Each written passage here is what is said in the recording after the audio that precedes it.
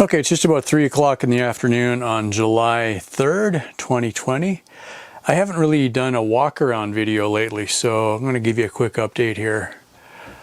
WeBoost, working better. I spent some time, I'll show you where I moved the antenna to, but basically I pulled the antenna, moved it somewhere else, aimed it at a completely different tower in a different direction. Things are working better. Okay? Part of that, this guy is a LTE router, so it has its own SIM card. It's connecting to the internet through a cell tower through the WeBoost receiver. Okay, this is connected to this guy, which is a Wi-Fi router. This doesn't actually have its own Wi-Fi, which is interesting. It does have Ethernet, so I can run this to all of my computers. That's the more important thing. I honestly don't care if my cell phone works. I just need Wi-Fi and Ethernet. My world, there we are. All right. Also, this is being recorded on a wireless microphone. Okay. Chromebook, happily running along. Yeah, let's go look outside for a little bit. Let me see. I don't think I need sunglasses, but I'm taking them anyway. And out into the darkness, or the lightness, or out of the darkness. I don't think anything really else has changed in here lately. Cool. So we're not quite at monsoon yet. That says 110, but that's not quite right, I don't think. However, we are getting significant clouds. I got about 3 minutes of rain last night, which gave me almost enough for half a load of laundry. I did laundry today, so I had to add water, but I actually took water out of the rain barrels to do laundry. So that helped. I'm sitting at about 400 gallons of water left, which doesn't seem like much, but that's actually a quarter of my tank. My tank is 1550, almost 1600, so yeah, I still got a quarter of a tank, and we're coming into monsoon. So I would say that experiment has worked. So yeah, when it does rain, the rain comes down the downspouts, goes into the trash cans. So days like this morning, I just walked around with buckets and scoops and a sponge and got all the water out of all of the trash cans. So there's 2, 4, 7 trash cans. This one I didn't drain, but there was a little bit in it, just along the edge there. That's just actually from what fell into it directly. I don't think any of that came out of the hose. The hose is an overflow for when those cans start getting too full. It'll come underground through this hose, and so instead of it just overflowing and losing it, it'll come out to here. This is a 300-gallon tank. That's been here for a while, but yeah, that was just on one of the last videos. This was the redneck hot tub. It got repurposed, so that's what it's doing now, is catching overflow water. And I did test that one of the days where it rained. I just opened the valve and let all the water run into here, and then I can just pump it from here back to the main tank. If we get a lot of water, this little trench here does get water running, and I had dug a trench all along to there because when the bus used to be parked a couple of years ago, the bus was parked over here. This whole area is flat and bare. It didn't occur to me why. This area is the creek. When we get a heavy rain, this overflows, washes all across here, and this was a floodplain. It doesn't seem like much, but the house and the bus now are high enough that the water typically doesn't hit that. It just runs past it. It's close, but it seems to work. Anyway, so I dug this hole. This is a work in progress. I haven't gotten back to it lately. Irony, I don't want to waste any more of my drinking and shower water making concrete, but the bottom has a concrete liner, and the rest of this is just a really hard clay. That might actually hold water, at least for a little while. So if it rains a lot, it'll come down this little creek here, take a little detour, and fill this thing up. This might hold a couple 100 gallons. Honestly, I didn't really measure it, and it's not an even hole, right? So what I'm thinking is, in a big rain, this will catch muddy water. I can let it sit for a little bit, pump it from here to the hot tub, and then I have water I can use for the garden or mixing concrete or whatever. The silt in the water does settle out after a few days, so if I could pump it from here to the hot tub, let it sit for a few days, the water would be pretty clean. Then I could run it through a filter. Cool. Nothing else here. Let's go take a look. So one of the projects since I sold the truck is how do I go get things like mail and groceries? I actually had started, oh, also, yeah, the motorcycle's still here. It hasn't been insured or tagged, licensed for a couple of years because everything is worn out. You know, the forks are blown, front tire's flat, the back tire's bald. Chain is broken in 2 spots. It's got 2 master links. It's all rusty. And this is one of those weird things. I can't get the gas cap off. So I actually bought a new gas cap. I've shot a bunch of penetrant in there, get a bunch of crud out, but I haven't been able to actually get it open yet. So I do have a replacement gas cap. I will have to break this off and then take off what's left of it and then put the new cap on it. Hasn't been a super high priority. The bike does run. I have ridden it a couple of times in the last 6 months. But not very far. I just stay on the ranch because it doesn't have tags and I have no idea how much gas is in it anymore. And when it's empty, you don't have any gas left because you can't get the cap open. Yeah, I mean, just one of those weird things, right? So, bicycles. This is one of my Frankenstein inventions. Handcart. Have had that for quite a while. I actually had put bigger tires on it for the first test and then decided to like the little tires better again. So, handcart, made a hitch and adapter to the bicycle. So that's how I'm going to go get mail next time I go. And various parts in the background. I've got a really cool electric motor that I am putting things together for, which will become a whole project unto itself. More on that soon, but what I'm looking at, originally it was going to be an electric motor to make a 3-wheeled bicycle like a trike. The recumbent 2 wheels in front and 1 wheel in the back that you kind of sit down low with your feet out in front of you is what I've wanted to do for a long time. A recumbent bicycle is about $1,500 and up depending on options. Typically you can get an electric kit for one of those. I want to have something I can do long range travel, like, you know, across the continent kind of thing, because I like to travel and I haven't been out of Texas for quite a while, so that's the direction I'm looking. So when I say electric bicycle, it's not this, it's something much more. But with everything else, you gotta figure out what you want to do. What I realized though is the motor I've got, it's a 1 horsepower electric motor that could be capable of doing a lot of good stuff. So I could make a little go-kart, I could make a little tiny tractor for pulling, you know, carts around, mobility scooter. You know, one idea, if I get enough batteries, you don't really need a license for a mobility scooter, so I could go check my mail on my little scooter, you know. They look at you funny on a go-kart driving down the road, but if it looked like a mobility scooter, I think they might let you alone. Yeah, how about that? So, we haven't looked in the bus too much lately. It's a little bit chaotic right now. We did see this. This was the upgraded desk. I haven't actually spent much time over here lately. The couple of weeks I did come over here, it was cooler in the bus than it was in the house. And I'm not sure exactly why. It might have been wind direction or what, I don't know. Because the week after that, it went back to what it should have been. The house was cooler. So it's currently 107 degrees in here. So, what am I doing in the bus? This is where I am going to set up my workbench for building the battery packs for the electric bicycle project.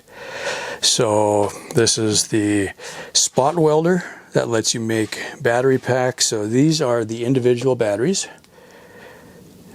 It's a lithium type battery. More details on that later, but 4 of those equals 12 volts. Okay. This is a 48 volt pack that I just kind of quickly hacked together. I don't have a proper way to charge it. There's no battery management on here. Lithium batteries are the ones that catch on fire. So if you don't do it right, bad things happen. So that's not safe exactly. So what I'm doing, I'm starting to make up 4 packs that make 12 volts. Just made the first set yesterday and it got too hot in here. Once I have that, then I can start joining them together, hooking up battery management systems that I can then use to charge and discharge safely. So that's kind of what I'm doing in here.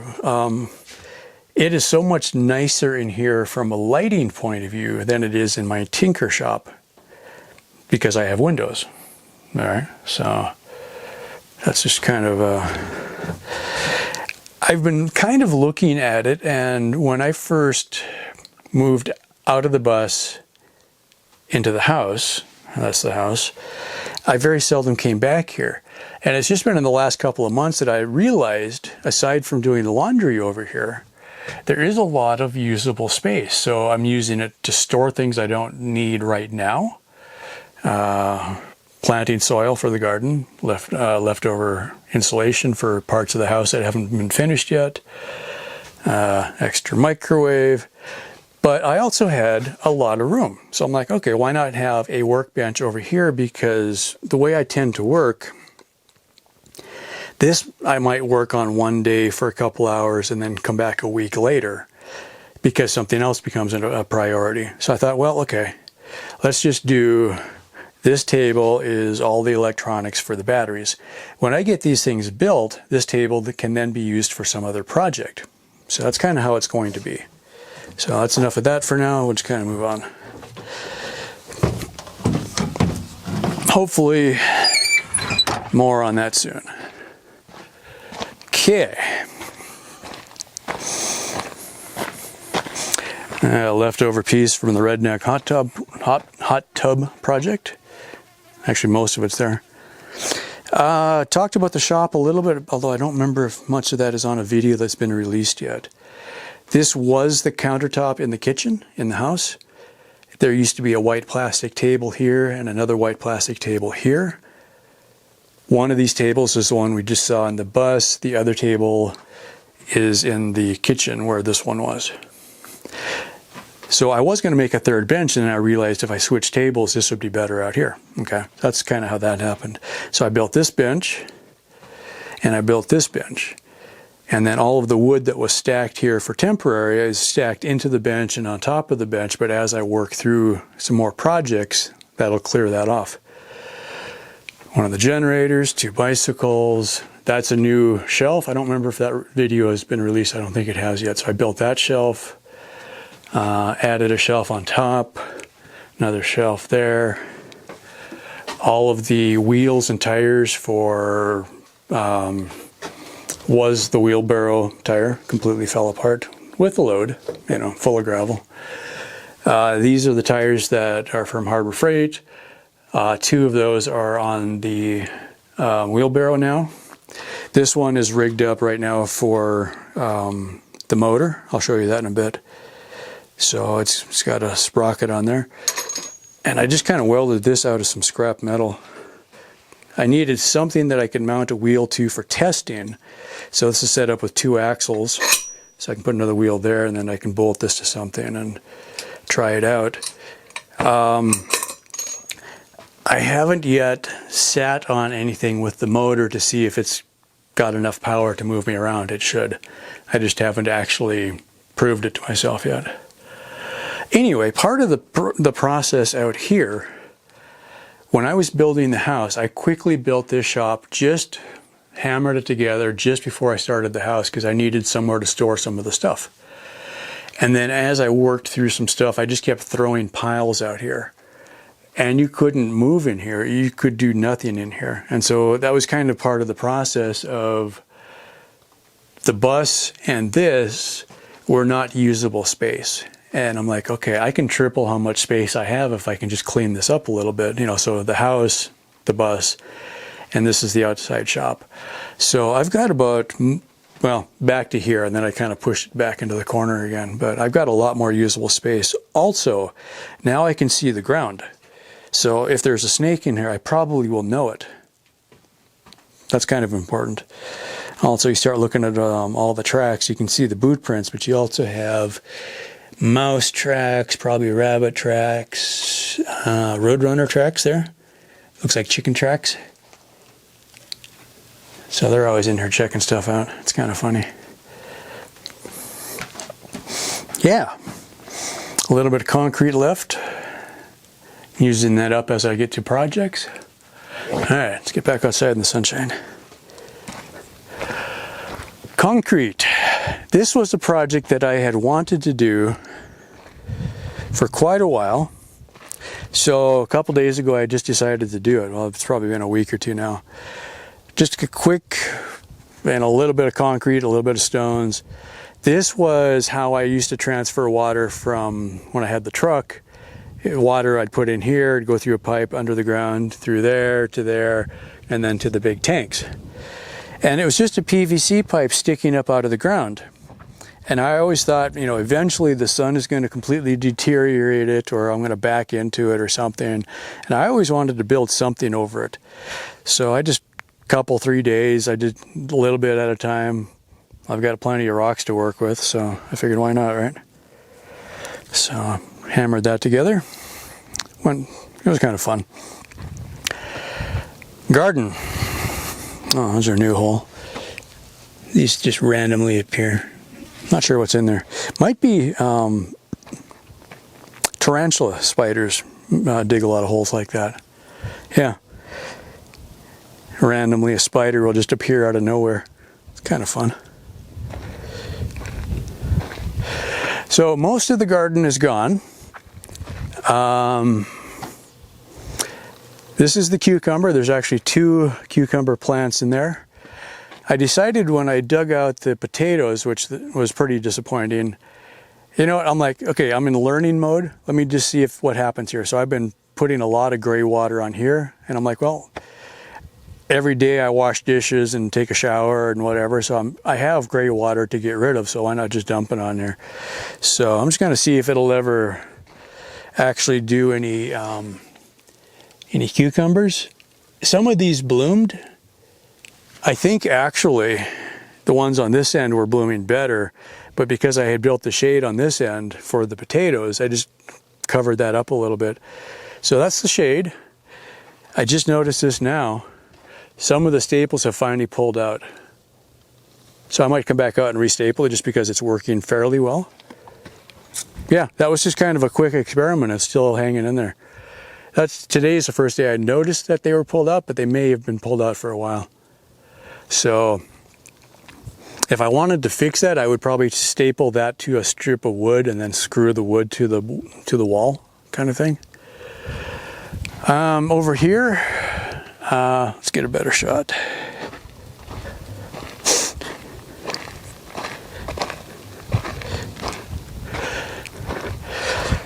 Got just a couple of carrots. The only carrots that started on this side, that's it. I don't know what happened because I had like 2 or 3 rows of carrots. There was 2 or 3 rows of lettuce. The radishes I ate right away. So these, again, since I've still got some gray water every day, I'm like, well, I might as well keep watering it. So I've been cutting as I go. And I'll just keep eating it, and you know. So that was kind of like my experiment. Earlier on these ones, I dug out the lettuce because I was trying to cut back how much I had to water, because I knew I was going to run out of water before I got to the big rains, and I didn't want to be using up my drinking water to water the garden. So as I cleared sections, then I just didn't have to water as much. I'm now at the point, if I wash dishes every day, I've got enough water to keep this alive. So I'm like, all right, that's not too bad. You know, I'm going to have to wash dishes anyway. So yeah, so I've been slowly cutting. Like this one I cut a few days ago and it's already growing back. That one I cut yesterday. It hasn't grown back yet. So I'll just kind of keep working my way through. And that'll give me an idea how much do I really need to plant if I keep cutting it and it keeps growing back. All right. So that'll kind of, I'm using that for testing for next year. And a few carrots, I'll just let them grow for a little bit and let them get big. Okay, so that's that for the garden. Let's see what else. A lot of this stuff, some of these projects you'll see more of later. So yeah, you've already seen all of this stuff. I haven't made any changes out here for a while. Panels are now in the summer position. Step. That I started that the same time I was working on the little pillar back there with the PVC pipe. The step was 2x6s. Those were the 2x6s that were not good enough for the house, and so they were really twisted. That's actually one of the better ones. So I was thinking about it. I'm like, well, why not just make a proper concrete step back here? And that is, oh man, that is so nice. You just come, it's like solid. I mean, obviously it's concrete, but I took the time, I dug it down. It's got a proper footer underneath. I had some bags of ready mix concrete, so I used 2 of them up first, and then the rest of this was actually local sand, local gravel, and Portland cement, and I mixed it all up. And it came out actually pretty good. You know, it's like I actually was trying not to smooth it too much, but it came out so smooth on top. I'm like, well, I didn't want to rough it up again, you know. But I wasn't really trying to super smooth it. I just did like 2 passes with the float or whatever, and it came out looking really nice. Now I should have gone back and broke the edges a little bit because they're really sharp and they'll break. And it's like, well, that's the back step. I haven't done the front one yet. I'm gonna wait until I start getting a lot of water for monsoon, which, you know, could be pretty soon. But I didn't want to use up any more water that I was using for laundry, for instance, on concrete. This can wait. So this is my source of hot water for showers, and quite honestly, it's more than enough. That's 200 feet of 1-inch black poly flex pipe. And even on a cloudy day, that's very warm. In my shower, I've got a mixing valve so I can mix hot to cold. And you know, if it's 100 degrees, you don't really need a hot shower anyway. However, the water coming out of the big tank could be like 80 degrees. It's pretty cold feeling when you're taking a shower in 100-degree air temperature. So a little bit of warm water takes the chill off. And I usually, now I don't take a shower until late evening. I wait for the air to start cooling down, then I take a shower. The remains of the hot tub system, you can see the pipes are cut. I'm going to dig this out. I just decided I'd take a break and I haven't got back to it yet. So those are cut. There's no more pipes underneath here. That pipe where the valve is ends about there. These are for the coil. So the main water pump, it pumps it to the coil and back. That's there because it was sort of out of the way. That's really why it's there. I could move that, I just haven't figured out a better place to put it. It's out in the open so the sun hits it, so I'll leave it for now. Come winter time, it probably will freeze. PEX usually doesn't crack. Those PVC pipes, a couple of them cracked. So I'll probably have to drain it and bypass it for the winter. But there's only really a few days in the winter here that I've had things freeze up. I've had a few days where I had to wait until noon to do laundry because the pump was frozen. Doesn't happen very often though. Let's see, I think that's about it for out here. Oh, WeBoost.